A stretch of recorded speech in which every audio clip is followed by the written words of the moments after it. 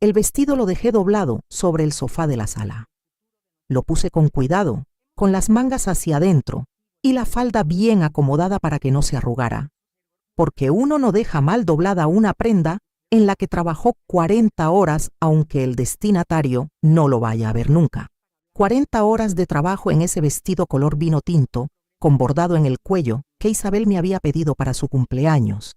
40 horas de aguja e hilo y de esa concentración que se necesita cuando el trabajo tiene que quedar perfecto, porque uno tiene ese estándar consigo mismo y no puede bajarlo solo porque nadie lo vaya a notar. Lo puse sobre el sofá. Miré la sala de Isabel una última vez. Esas fotos en las paredes, esa planta que ella cuida con tanto cariño, ese apartamento que yo le alquilo desde hace 6 años por 250,000 pesos chilenos al mes, que es menos de la mitad de lo que vale en el mercado de Providencia, porque es mi hija, y porque el amor de madre tiene esas expresiones concretas que nadie ve, pero que cuestan más de lo que parece.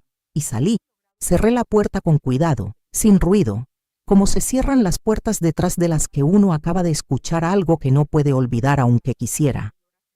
Ellos no sabían que yo había estado ahí. Ellos no sabían que había escuchado todo. Y mientras caminaba por la calle de Providencia con el bolso vacío donde había traído el vestido y el frío de Santiago en julio entrándome por el cuello del abrigo, ya estaba pensando en lo que iba a hacer esa noche. Ya había empezado a decidir. Esa decisión la tomé sentada en la oscuridad de mi sala, en el sillón donde coso por las noches cuando hay buena luz de la lámpara de pie, con el teléfono en la mano y el nombre del corredor de propiedades en la pantalla. Eran las 11 de la noche. El frío de julio en Santiago tiene esa calidad densa que se mete entre los muebles y que hace que el silencio de una casa sola suene más silencioso de lo que es. Y yo estaba sentada ahí sin encender la luz, porque en ese momento la oscuridad me parecía el entorno correcto para la claridad que estaba sintiendo por dentro, que no era calidez, sino algo más parecido a la temperatura exacta del acero, fría y precisa y sin bordes irregulares. Escuché al corredor explicar los pasos para no renovar el contrato. Tomé notas en la libretita que tengo en la mesita de noche.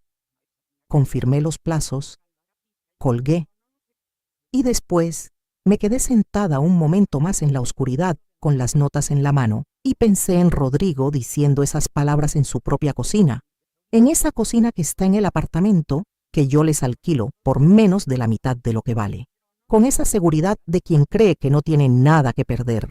Y pensé que hay cosas que la gente dice cuando cree que no tiene nada que perder, que revelan exactamente cuánto tienen que perder en realidad. Esa noche lo que moví fue más que un contrato. Esa noche moví el suelo debajo de los pies de alguien que creyó que podía dar ultimátums sin consecuencias. Y ninguno de los dos lo sabe todavía. Me llamo Esperanza, tengo 65 años y viví toda mi vida en Santiago, en el barrio de Providencia, en una casa de 2 pisos que Ernesto y yo compramos cuando Isabel tenía 2 años y que tiene una ventana en el cuarto de costura que da a un jardín interior donde crece una glicinia que en primavera se pone de un violeta tan intenso que parece de otro mundo, y que yo miro mientras coso y que me acompaña desde hace 30 años como una testigo silenciosa de todo lo que se hace y se deshace en esa mesa de trabajo. Soy modista, 30 años de atelier de costura en el barrio de Providencia, especializada en vestidos de novia y de fiesta, primero como costurera de otras y después con mi propio taller, que abrí cuando Isabel tenía 5 años y que mantuve hasta que me jubilé hace 4, cuando decidí que prefería coser por placer y por elección, en lugar de coser por obligación y por encargo. En esos 30 años pasaron por mis manos más de 300 vestidos de novia, cada uno diferente, cada uno con sus secretos de tela y de hilo, y de las horas nocturnas en que uno termina lo que prometió entregar aunque los dedos duelan y los ojos pidan descanso, porque la palabra dada en este oficio es lo único que sostiene la reputación, y la reputación es todo lo que uno tiene. Ernesto murió hace 18 años en un accidente de tránsito en la ruta hacia Valparaíso, una colisión un viernes por la tarde que no le dio tiempo a nada, que no le dio tiempo a despedirse, ni a terminar lo que estaba haciendo, ni a saber que su hija iba a casarse 8 años más tarde con un hombre que pronunciaría esas palabras en su propia cocina. Me quedé sola con Isabel, que tenía 16 años, y con el taller de costura, y con la casa de Providencia, y con la glicinia del jardín interior, que sigue poniendo su violeta de primavera todos los años, con una puntualidad que a mí siempre me parece una forma de promesa. Antes de contarles cómo llegamos al jueves de julio, necesito que entiendan de qué está hecha una modista que lleva 30 años en el oficio, porque el oficio deja marcas en la persona que lo ejerce de la misma manera en que la aguja deja marcas en la tela, invisible por dentro y visible solo cuando uno la ilumina desde el ángulo correcto. Una modista que trabaja bien aprende a leer las telas antes de cortarlas, a entender la dirección de la trama y el sentido del hilo y el tipo de caída que va a tener una prenda antes de que exista. Porque si uno corta sin entender la tela, el resultado va a ser distinto de lo que imaginó, y eso en este oficio significa horas de trabajo perdidas, que no siempre se pueden recuperar. Eso mismo aplica a las personas. Aprendí a leer a las personas de la manera en que leí las telas durante décadas, despacio y con atención, buscando la dirección en que van antes de comprometer el trabajo que hice en ellas. Con Rodrigo tardé más de lo que debí en leer bien lo que la trama me estaba diciendo, pero lo leí. Quiero que entiendan lo que construí antes de contarles lo que Rodrigo destruyó con una frase, porque la frase no tiene el mismo peso si uno no sabe sobre qué vida fue pronunciada. Después de la muerte de Ernesto, fui la única que sostuvo a Isabel durante esos años difíciles de adolescencia sin padre, la que estuvo en cada cosa importante y en muchas cosas no importantes, porque estar en las cosas no importantes es también una forma de amor que los hijos no siempre reconocen mientras ocurre, pero que llevan guardada en algún lugar del cuerpo hasta que algo los hace volver a buscarla. Trabajé doble en el taller en los años posteriores para poder darle a Isabel la vida que habíamos planeado Ernesto y yo cuando todavía planeábamos juntos. La universidad, la carrera de diseño de interiores que a ella le apasionaba, los materiales, el computador, los viajes de práctica, todo salió del taller de costura y de mis manos, que a veces terminaban el día con los dedos tan rígidos que necesitaba bañarlos en agua tibia antes de poder doblarlos bien. Nunca le dije lo que costaba. Nunca quise que Isabel cargara con ese peso cuando tenía que estar enfocada en aprender. Cuando terminó la carrera y empezó a trabajar y conoció a Rodrigo, yo sentí ese orgullo específico de las madres que vieron a sus hijos llegar hasta donde querían llegar y que saben que algo de ese logro también es suyo, aunque nunca lo digan en voz alta. Hay cosas que hice por Isabel durante los años que siguieron a la muerte de Ernesto, que nunca le conté porque no se cuentan. Que contarlas habría convertido el amor en deuda, y el amor de madre no puede ser deuda sin cambiar de naturaleza.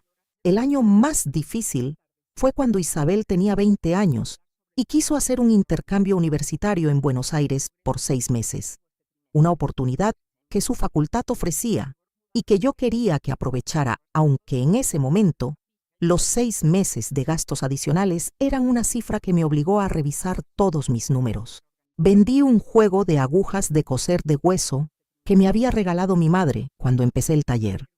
Piezas de colección que un anticuario de Bellavista tasó en 800,000 pesos chilenos y que yo acepté sin regatear porque el dinero lo necesitaba esa semana y no podía esperar a encontrar un mejor precio. Nunca le dije a Isabel de dónde había salido el dinero del viaje. Le dije que lo tenía guardado. En algún sentido era verdad, que los objetos que uno guarda son también una forma de ahorro que solo se liquida cuando hace falta. Ese dinero financió el intercambio de Buenos Aires que Isabel recuerda como uno de los mejores semestres de su carrera. Las agujas se quedaron en la vitrina del anticuario de Bellavista.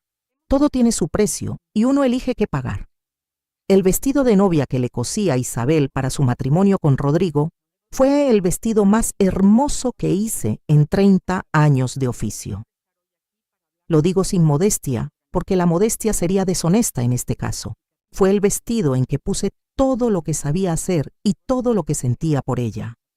El encaje de brujas que pedí especialmente a una importadora de telas en el barrio Meix, la seda Dupioni de color marfil que corté con la precisión milimétrica que requiere ese tejido que no perdona el error, las perlas pequeñas que cosí una por una durante 3 semanas de noches en el escote y en las mangas, el velo de 4 metros que plisé a mano porque ninguna máquina lo hace con la finura que lo hace la mano cuando la mano sabe lo que hace.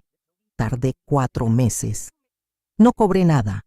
Era mi regalo para Isabel, el más grande que podía dar, que era todo lo que sabía hacer puesto en un solo objeto para el día más importante de su vida. Rodrigo lo miró el día de la boda durante exactamente el tiempo que tarda uno en confirmar que el vestido existe y que cumple su función, y no dijo nada más que «te ves bien».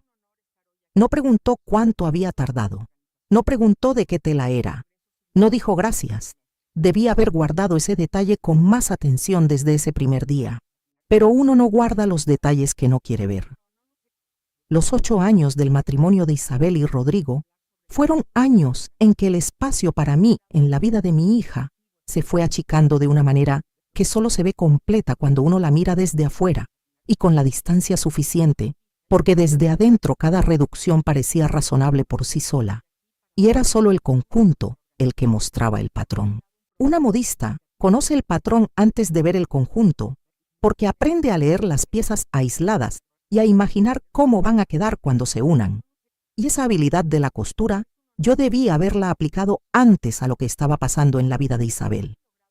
Pero hay cosas que uno no quiere ver aunque sepa verlas, y esa resistencia es más fuerte cuando lo que no quiere ver tiene que ver con el hijo de uno, de manera tan gradual que cuando lo vi desde afuera ya era mucho más pequeño de lo que había sido. Al principio las visitas eran frecuentes, e Isabel llamaba con la espontaneidad de quien llama porque quiere, no porque deba. Después Rodrigo empezó a tener opiniones sobre la frecuencia de mis visitas. Primero lo dijo con humor. La señora Esperanza de visita otra vez, que es el tipo de humor que no es humor sino comunicación disfrazada. Después lo dijo directamente a Isabel, que me lo contó con esa cara de quien transmite un mensaje sin querer ser el mensajero, pero que no encuentra la manera de no serlo. Que yo me metía mucho en la vida de ellos, que yo tenía que aprender a respetar que Isabel ya tenía su propio hogar, que una suegra que aparece todos los fines de semana es demasiada suegra. Yo fui ajustando, fui espaciando las visitas, fui esperando que me invitaran en lugar de aparecer, fui haciendo más cortas las llamadas cuando Rodrigo estaba en casa, porque Isabel bajaba la voz de una manera que me decía que esa conversación no era bienvenida en ese momento. Fui haciéndome menos, y al hacerme menos esperaba que eso fuera suficiente, que Rodrigo encontrara un nivel de mi presencia que le pareciera aceptable. Lo que fui entendiendo con el tiempo, demasiado despacio y demasiado tarde, es que para Rodrigo no había nivel aceptable. Para Rodrigo el nivel aceptable era 0. Había una costumbre que yo había ido perdiendo en los años del matrimonio de Isabel y Rodrigo, y que era la costumbre de llamar a Lucía los domingos por la tarde, cuando el silencio de la casa de Providencia se ponía demasiado denso, esos llamados largos de 2 horas, en que las dos contábamos la semana y opinábamos sobre las cosas de la vida con esa libertad que solo existe entre hermanas que no tienen que cuidarse de lo que dicen porque llevan décadas diciéndose todo. Esa costumbre la había perdido gradualmente, igual que había perdido otras cosas, no de manera abrupta, sino de esa manera suave en que las costumbres se van cuando algo más urgente o más pesado ocupa el tiempo que ellas necesitaban. Los llamados se fueron espaciando, los temas se fueron haciendo más cortos, y en algún punto dejé de llamar los domingos con esa regularidad y pasé a llamar cuando había una novedad que contar, que es una manera muy diferente de tener a alguien en la vida, más de informe que de compañía. Cuando volví a Lucía de verdad, en esa llamada larga en que le conté lo que estaba pasando con Rodrigo, me di cuenta de todo el tiempo que habíamos perdido y de cuánto me había costado esa pérdida, aunque en el momento no lo hubiera visto así. Mi hermana Lucía fue la primera en decirlo con palabras claras, Pero antes de que Lucía lo dijera, yo ya lo estaba sintiendo de una manera que todavía no había podido nombrar. Lo sentía en las visitas que se fueron espaciando hasta ser solo en ocasiones especiales. Lo sentía en las llamadas que Isabel hacía desde el baño, con la voz baja, cuando Rodrigo estaba en casa. Que nadie habla desde el baño con la voz baja si la conversación es inocente. Lo sentía en las veces que Isabel llegaba a almorzar sola a la casa de Providencia y miraba el teléfono con una frecuencia que me decía que estaba pendiente de algo o de alguien que no estaba en esa mesa. Lo sentía y lo guardaba en ese archivo que una madre tiene sobre sus hijos.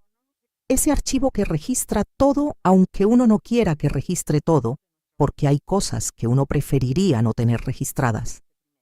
Lucía tiene 63 años, vive en Valparaíso con su marido desde hace 20 y tiene esa manera directa de las personas que viven lejos y que por eso ven las cosas de cerca con más claridad que los que están en el medio. Nos habíamos alejado un poco en los últimos años, Lucía y yo, no por ningún conflicto, sino por esa distancia que se instala cuando la vida de cada uno está llena de sus propias urgencias y los llamados se van espaciando sin que nadie lo decida. En uno de esos llamados largos de domingo por la tarde, que a veces ocurren cuando las dos estamos más tranquilas, le conté lo que estaba pasando con Rodrigo y con las visitas y con el espacio que se achicaba. Lucía me escuchó hasta el final y después me dijo, sin rodeos y sin suavizar, que lo que yo estaba describiendo no era un yerno que necesitaba espacio, sino un hombre que estaba reemplazando a mi hija, que Isabel no estaba ajustando sus propias preferencias, que Isabel estaba ejecutando las preferencias de Rodrigo, que la diferencia entre esas dos cosas era enorme y que yo debía prestarle atención a esa diferencia antes de que la distancia se volviera imposible de acortar. Me quedé callada cuando Lucía terminó de hablar con el teléfono pegado al oído y la glicinia del jardín visible por la ventana, aunque en julio no tuviera flores. Callada, y sabiendo que Lucía tenía razón, aunque verlo claro, doliera de una manera que lo difuso no duele. El día que fui a llevar el vestido a la casa de Isabel era un jueves de julio.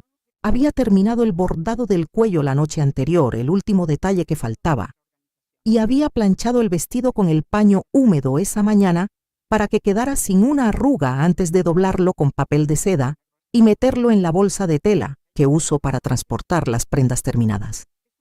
Quería dárselo antes del fin de semana porque su cumpleaños era el sábado y quería que lo tuviera con tiempo para probárselo y para hacer cualquier ajuste que necesitara.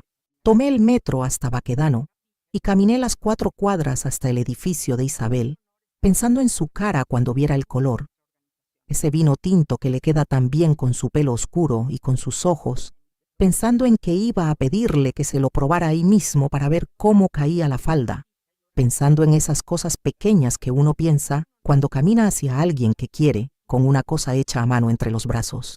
El portero del edificio me dijo que sí, que la señorita Isabel estaba, y subí en el ascensor al 7º piso con la bolsa del vestido y el corazón, con ese estado de anticipación que tiene cuando uno va a darle algo a alguien que sabe va a significarle mucho. Toqué el timbre. No abrió nadie. Escuché voces adentro, ese murmullo de conversación que se filtra por las puertas de los apartamentos chilenos que tienen paredes que no son tan gruesas como uno quisiera cuando la conversación es privada.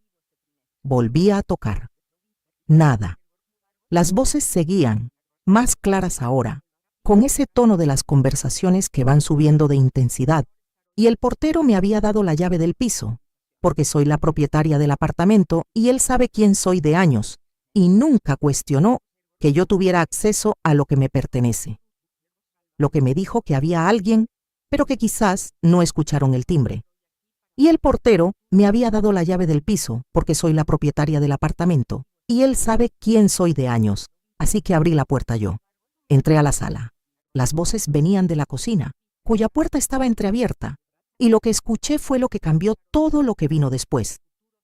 No voy a reproducir todo lo que Rodrigo dijo porque hay partes que pertenecen al dolor privado y no a la historia que cuento. pero sí voy a decir lo que importa para entender lo que pasó.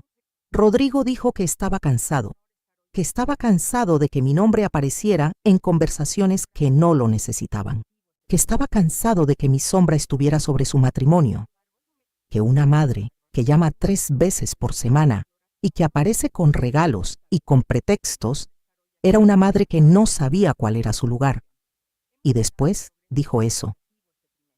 La frase que llevaba tiempo gestándose y que ese jueves de julio encontró el momento de salir. Ella oyó: Isabel, tú decides. Y mi hija, sin dudar un segundo, sin que su voz tuviera el más mínimo titubeo, dijo que él, que siempre iba a ser él. Me quedé quieta en la sala durante el tiempo que tardó en asentarse lo que había escuchado.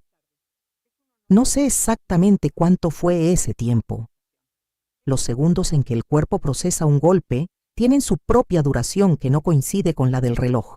Sentí las piernas que querían hacer algo que yo no les iba a permitir, que era doblar. Y les dije que no con esa firmeza de quien lleva décadas diciéndoles a sus propias manos que no tiemblen cuando la tela que está cortando no perdona el temblor. Miré la sala de Isabel, miré las fotos en las paredes, Isabel y Rodrigo en el viaje a Torres del Paine, Isabel y Rodrigo en la boda de unos amigos. Una sola foto donde aparezco yo, pequeña, en un rincón de la repisa junto a la planta, como si mi presencia en esa sala también hubiera ido encontrando el rincón más pequeño posible. Saqué el vestido de la bolsa de tela. Lo doblé con cuidado sobre el papel de seda, con las mangas hacia adentro y la falda bien acomodada.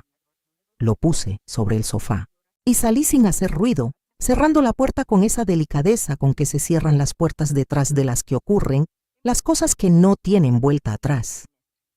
Antes de contarles lo que pasó esa noche cuando llegué a casa, necesito detenerme un momento, porque esta historia me costó tiempo y silencio antes de poder contarla con esta calma.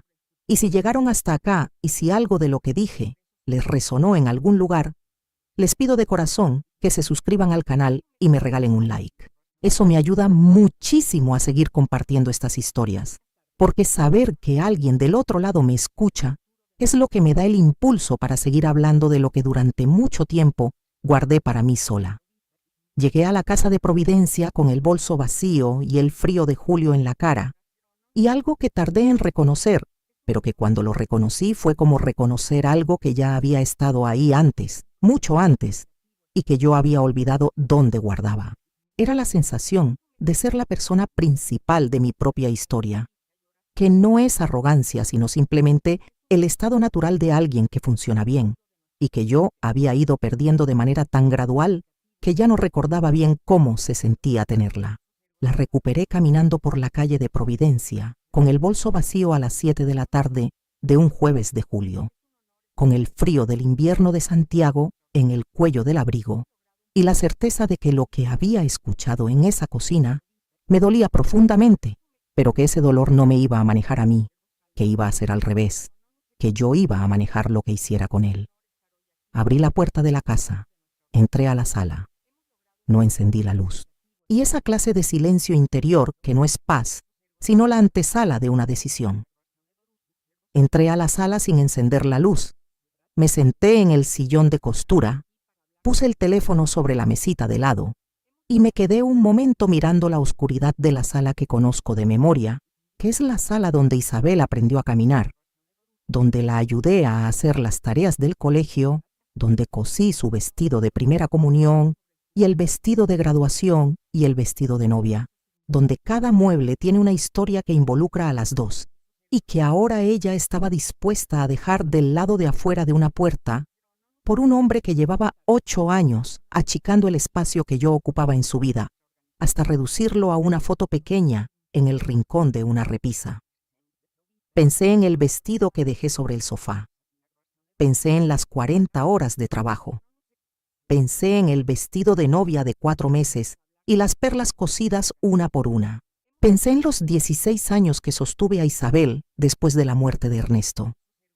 Pensé en los 250,000 pesos chilenos mensuales que les cobro por un apartamento que en el mercado de Providencia vale 600,000 pesos chilenos, que es una diferencia de 350,000 pesos cada mes, que multiplicado por los 72 meses que llevan viviendo ahí, equivale a 25,200,000 pesos chilenos que yo no cobré por amor y que Rodrigo recibió por gracia sin saber que era gracia y sin decir gracias. Ese cálculo lo hice en la oscuridad, sin papel y sin calculadora, con la precisión de quien lleva 30 años calculando metros de tela y costos de materiales y márgenes de trabajo. El cálculo cuadró perfectamente, y entonces encendí el teléfono y llamé al corredor de propiedades. El corredor se llama don Patricio, un hombre de unos 60 años que lleva décadas en el negocio inmobiliario de Providencia y que conoce cada piso y cada precio del barrio con la autoridad de quien vivió el mercado desde adentro durante suficiente tiempo como para entenderlo mejor que cualquier tasación en papel. Le expliqué que quería no renovar el contrato de arrendamiento del apartamento en el 7º piso del edificio de calle Luis Taller Ojeda. Me preguntó si había algún problema con los arrendatarios. Le dije que no había problema, que era una decisión de largo plazo sobre el uso del inmueble que había estado considerando hace tiempo y que había decidido adelantar.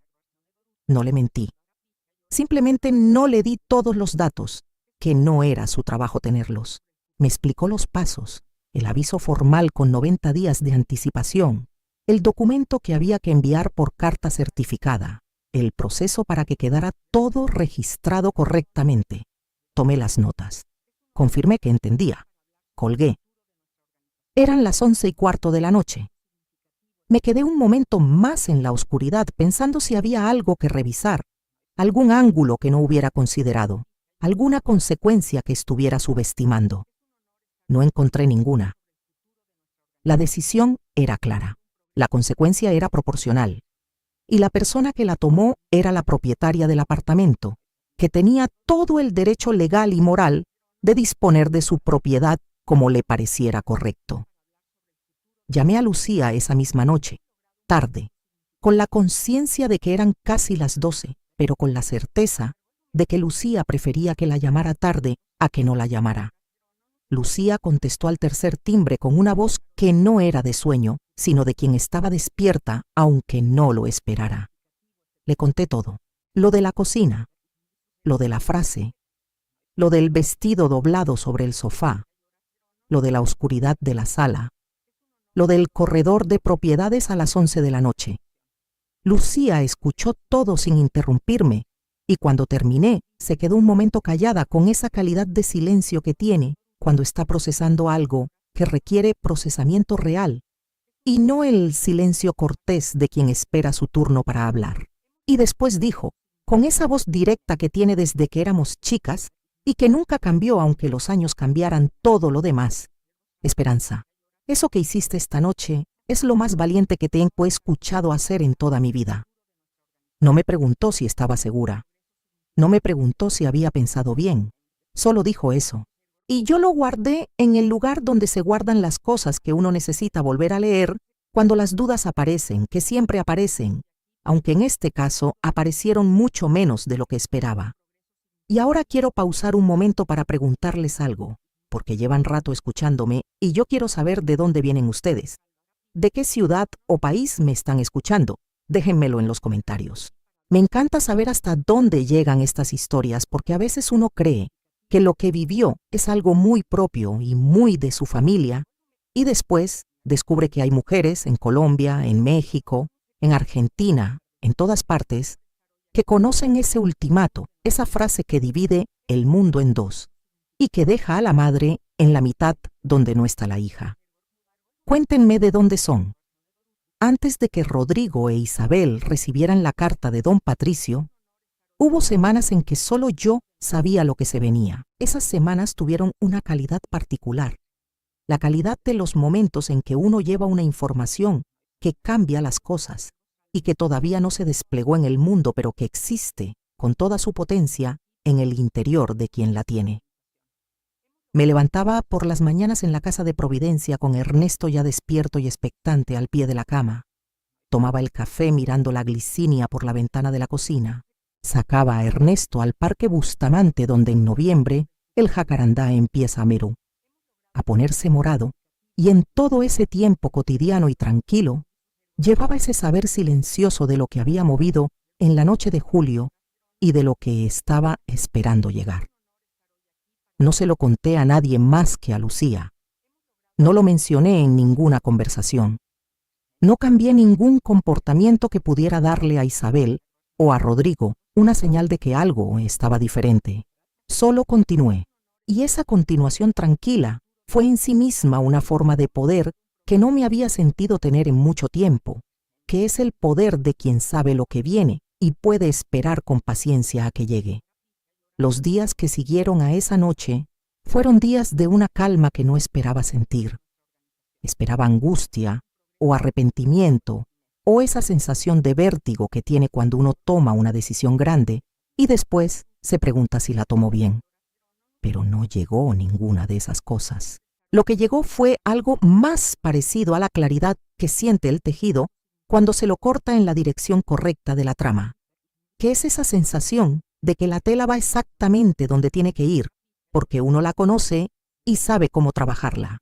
Seguí con mi vida de la manera en que la vivo cuando no hay crisis que la ocupe, que es la vida sencilla y ordenada de una mujer que tiene sus costumbres y su trabajo y sus afectos bien localizados. Y en esa vida cotidiana fui recuperando espacios que había dejado ir durante años, de ajustes y de reducciones.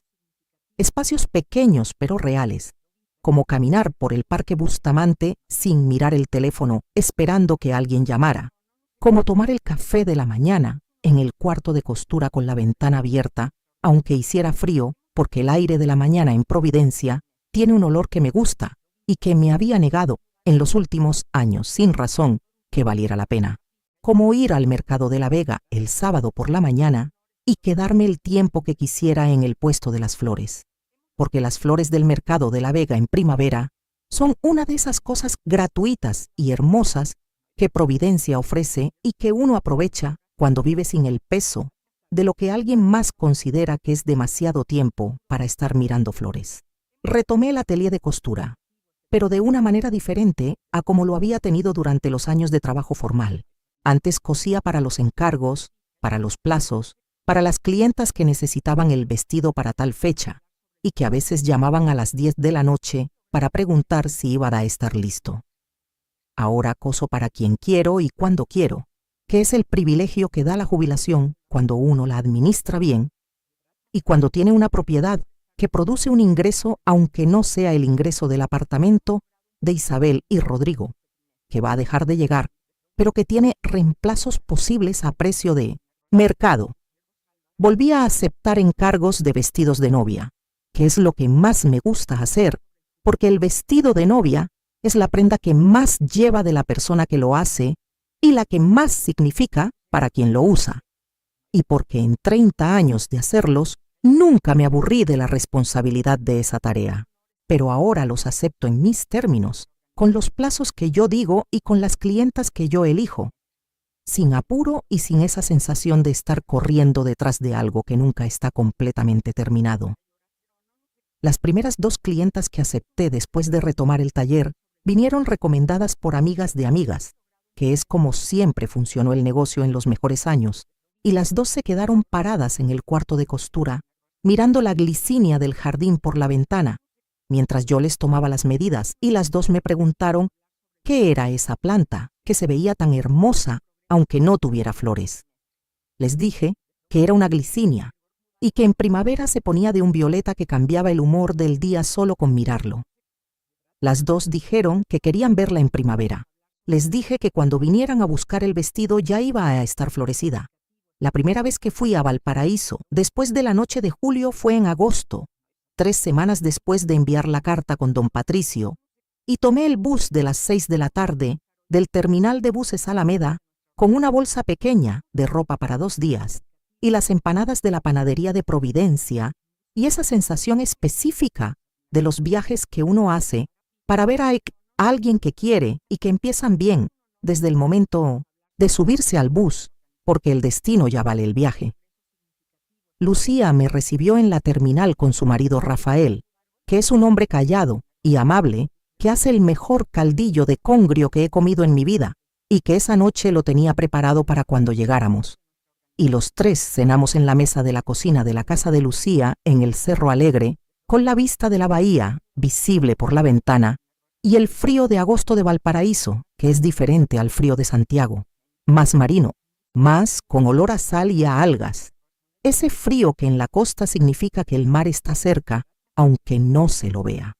Esa noche dormí 8 horas seguidas, que fue el primer sueño de 8 horas que recordé haber tenido en meses. Y cuando me desperté el sábado por la mañana con el ruido de los pájaros de Valparaíso y el olor del café que Lucía hacía en la cocina, supe que eso también era parte de lo que había recuperado esa noche de julio en la oscuridad de la sala de Providencia.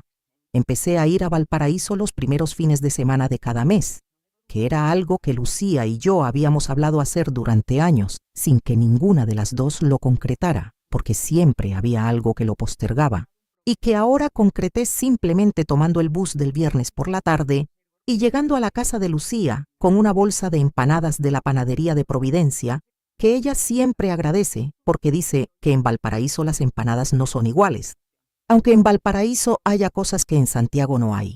Esos fines de semana en Valparaíso me devolvieron una relación que se había ido adelgazando sin que yo lo hubiera notado del todo.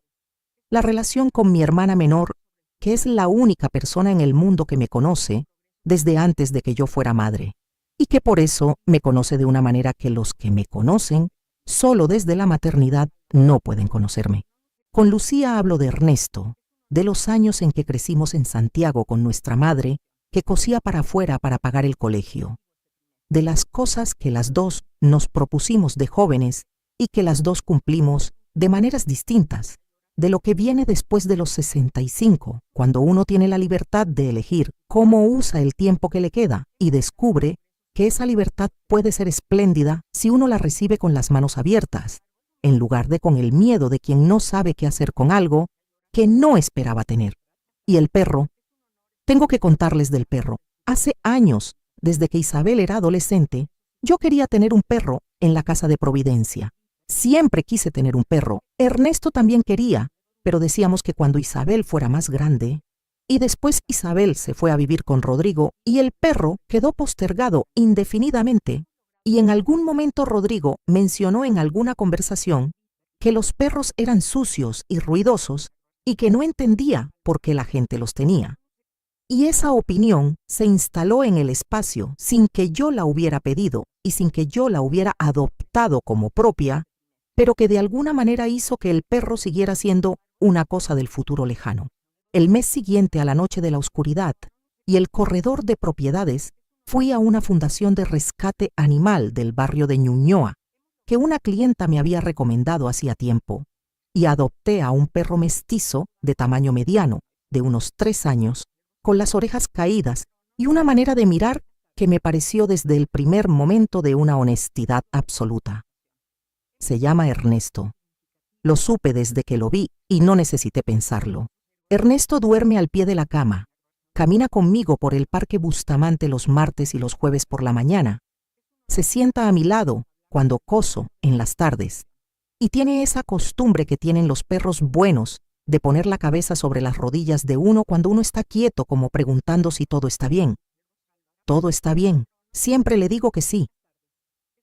La notificación llegó a Isabel y a Rodrigo un martes de agosto, 3 semanas después de esa noche. Era una carta certificada enviada por don Patricio con toda la documentación del proceso, formal y sin ambigüedad, estableciendo que el contrato de arrendamiento del apartamento no sería renovado al vencimiento y que tenían 90 días desde la fecha de la notificación para desocupar el inmueble. Isabel me llamó el mismo martes por la tarde, con una voz que no era ninguna de las voces que le conocía, ni la voz cotidiana, ni la voz de las conversaciones difíciles, sino una voz nueva, que era la voz de alguien que acaba de ver algo que no esperaba ver y que todavía no sabe cómo procesar lo que está viendo. Me preguntó si era verdad. Le dije que sí. Me preguntó por qué. Le dije, con la calma que aprendí en ese sillón en la oscuridad de julio, yo también decidí, mi amor, esa misma noche. Hubo un silencio del otro lado que duró varios segundos, y en ese silencio yo pude escuchar muchas cosas que Isabel no dijo con palabras, pero que estaban ahí: la sorpresa, la confusión, el comienzo de algo que todavía no tenía forma, pero que yo reconocí porque lo había sentido yo también en esa sala cuando escuché la frase de Rodrigo, que era el momento en que algo que uno creyó sólido revela que tiene una grieta por donde entra el aire y que el aire cambia la temperatura de todo. Me preguntó si podíamos hablar. Le dije que sí, que podía venir cuando quisiera, que mi casa siempre iba a estar abierta para ella, aunque su apartamento tuviera un plazo. Eso era importante, que ella supiera eso, que la decisión que tomé no era contra ella, sino sobre mí misma y sobre lo que me pertenecía y sobre el valor que había tenido todo lo que hice durante décadas. Que un valor que no es reconocido no desaparece, sino que simplemente espera el momento en que alguien tiene la claridad de nombrarlo. Isabel vino a la casa de Providencia el jueves siguiente, sola, sin Rodrigo, lo que me dijo varias cosas a la vez. Se sentó en el sillón que está frente al mío en la sala, y estuvimos un momento en silencio con el ruido de la calle de Providencia entrando por la ventana, y Ernesto, que se acercó a olfatearla con esa curiosidad amable que tiene para las personas que entran a la casa. Isabel miró a Ernesto, miró la sala, miró la ventana que da al jardín interior, donde la glicinia estaba en ese estado de ramas desnudas que tiene en julio, y me preguntó cuándo había conseguido el perro. Le dije que en agosto. Me dijo que se llamaba igual que su papá. Le dije que sí. Hubo otro silencio, este más suave que el del teléfono, con otra temperatura. Y entonces Isabel empezó a hablar de verdad, no de la carta ni del apartamento, sino de otras cosas, de cosas que llevaba tiempo sin decirme, de cómo había sido el último año, de cosas pequeñas que había guardado sin saber que las guardaba. Yo la escuché. No interrumpí. No ofrecí soluciones. Solo escuché, que es a veces lo más difícil de hacer y lo más necesario. En esa primera visita de Isabel a la casa de Providencia después de la carta, lo que más me importó no fue ninguno de los temas grandes que las dos sabíamos que había que hablar, sino una cosa pequeña que Isabel hizo al irse, que fue quedarse un momento parada en la puerta de la sala mirando la foto que tengo de las dos en el viaje a Torres del Paine, que hicimos cuando ella tenía 12 años, y en que llovió todos los días, pero que las dos recordamos como uno de los viajes más hermosos que hicimos juntas. Me miró. Me dijo que tenía esa foto también en su casa. Le pregunté si la había cambiado de lugar últimamente. Tardó un momento. Dijo que no, que siempre estaba en el mismo lugar. No le pregunté cuál era el lugar, ya lo sabía. No le dije lo del vestido en esa primera conversación. Se lo dije en la siguiente, 2 semanas después, cuando volvió con más calma y con esa disposición de quien está empezando a entender el tamaño de lo que dejó pasar. Le pregunté si había visto el vestido que dejé sobre el sofá el jueves de julio. Me dijo que sí, que lo había encontrado cuando Rodrigo ya se había ido a dormir, que lo había abierto con cuidado y que había visto el bordado del cuello y que se había sentado en el suelo de la sala con el vestido en las manos durante un rato que no supo cuánto fue. Le pregunté qué había sentido. Tardó en responder, y cuando respondió lo hizo con esa honestidad específica de las personas que tardaron en llegar a algo, pero que cuando llegan, llegan de verdad, sin medias palabras y sin escudarse en explicaciones. Me dijo que había sentido vergüenza, que había visto las 40 horas de trabajo en ese bordado y que había recordado el vestido de novia y la primera comunión y el vestido de graduación, y que había entendido lo que no había querido entender antes, que era que el amor que uno no puede ver, porque lo tiene tan cerca que ya no lo mira, no desaparece sino que sigue ahí, disponible y real, esperando a que uno vuelva a verlo. Se le llenaron los ojos de agua. No lloró. Isabel no llora fácil, que eso también es de Ernesto, y yo le agradecí esa contención porque la mía también estaba al límite, y si las dos hubiéramos llorado, la conversación habría terminado antes de terminar. Le dije lo que le necesitaba decir. que la quería con la misma intensidad que siempre la quise y que eso no cambiaba porque un hombre diera un ultimato y ella eligiera un lado. Que lo que sí cambiaba era la manera en que yo iba a seguir participando de su vida, que iba a ser una participación con las condiciones que yo establecía y no con las que Rodrigo establecía, que iba a ser una presencia que ella tendría que decidir si quería o no quería, no una presencia que yo impondría, ni una ausencia que alguien más exigiría, que la decisión de esa noche en la oscuridad no era definitiva en cuanto a lo nuestro, sino definitiva en cuanto a lo mío, que era sobre recuperar lo que era mío y administrarlo según mis propias decisiones, que el apartamento tenía un contrato y un plazo, y que cuando ese plazo terminara la propiedad, haría lo que yo decidiera con ella, y que si Isabel y yo construíamos algo real a partir de ese jueves, algo honesto y sin intermediarios que decidieran cuándo y cómo, entonces eso sería lo mejor que podría pasarle a las dos. Isabel asintió. Tomó mi mano sobre la mesa de la cocina, la sostuvo un momento, y eso también dijo cosas que las palabras no alcanzaron a decir, que es la manera en que funcionan los gestos entre las personas que se conocen de toda la vida y que no necesitan el lenguaje para lo que el cuerpo puede decir solo. Hubo una conversación con Isabel que todavía no les conté y que necesito contarles porque es parte de lo que ocurrió entre nosotras en esos meses. Fue en la tercera visita de Isabel a la casa de Providencia, en una tarde de septiembre con sol, y en algún momento de esa tarde, Isabel me preguntó si yo creía que ella había elegido mal. No en el sentido del ultimato. No me preguntó si Rodrigo era la persona correcta para ella, sino si ella había elegido mal en la manera en que manejó la relación conmigo durante esos años, si había dejado que las cosas llegaran demasiado lejos sin hablar antes. Me quedé un momento pensando la respuesta, porque era una pregunta que merecía una respuesta honesta y no una respuesta tranquilizadora. Y la honesta y la tranquilizadora no siempre son la misma cosa. Le dije que sí.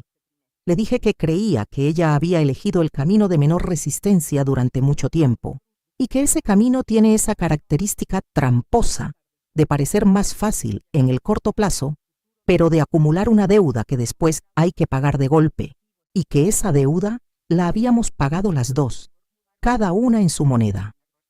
Lo dijo sin ponerse a la defensiva, que fue lo que más me sorprendió y lo que más me dijo sobre el lugar al que Isabel había llegado en esas semanas de reflexión. Solo dijo que sí, que tenía razón, que lo sabía. Y eso, que parece poco, fue mucho. La relación con Rodrigo es otra historia que todavía no tiene final escrito. Rodrigo es un hombre que no esperaba que el suelo se moviera debajo de sus pies cuando dio ese ultimato, y que cuando el suelo se movió, tuvo que revisar las certezas que tenía sobre las consecuencias de sus propias palabras, que es exactamente el tipo de revisión que a veces necesita una persona para empezar a verse con más claridad.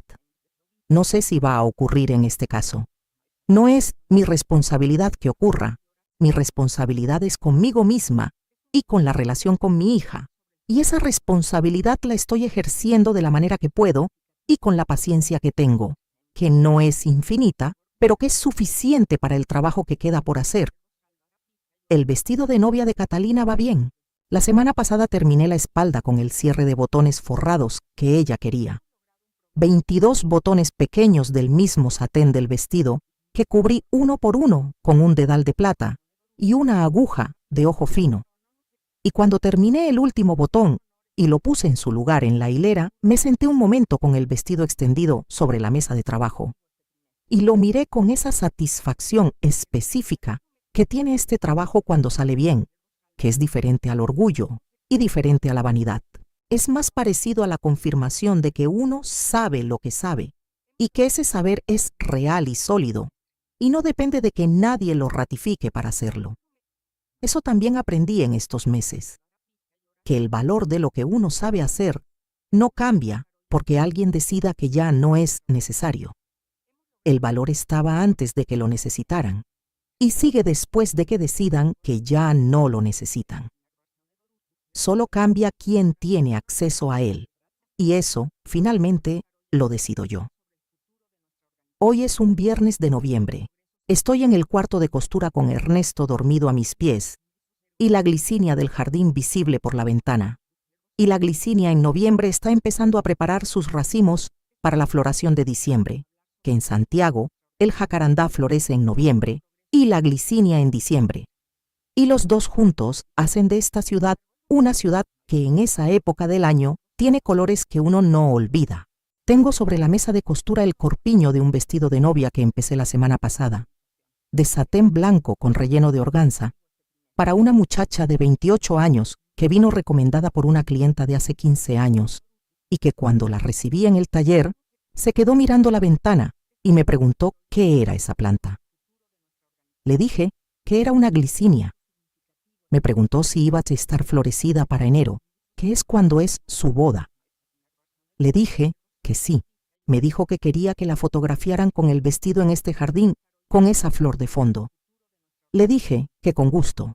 Ese tipo de petición es el tipo de petición que este trabajo tiene cuando uno lo hace desde el lugar correcto y no desde el lugar del apuro o del cumplimiento, cuando uno lo hace desde el amor a lo que hace y no desde la obligación de seguir haciéndolo aunque ya no haya amor. Ese amor sigue. Eso no lo perdí. Eso nunca estuvo en riesgo. Pienso en lo que aprendí en estos meses de claridad y de silencio y de decisiones tomadas en la oscuridad de julio. La muchacha del vestido de satén blanco, la que se llama Catalina y que quiere casarse en enero con la glicinia de fondo, vino el martes pasado para la primera prueba del corpiño y me trajo a su madre, una mujer de unos 50 años que se quedó parada en el cuarto de costura mirando las telas y los patrones y los maniquíes y me preguntó si yo había hecho vestidos de novia toda mi vida. Le dije que 30 años. Me preguntó si me cansaba, si después de 30 años uno se cansaba de hacer siempre el mismo tipo de prenda.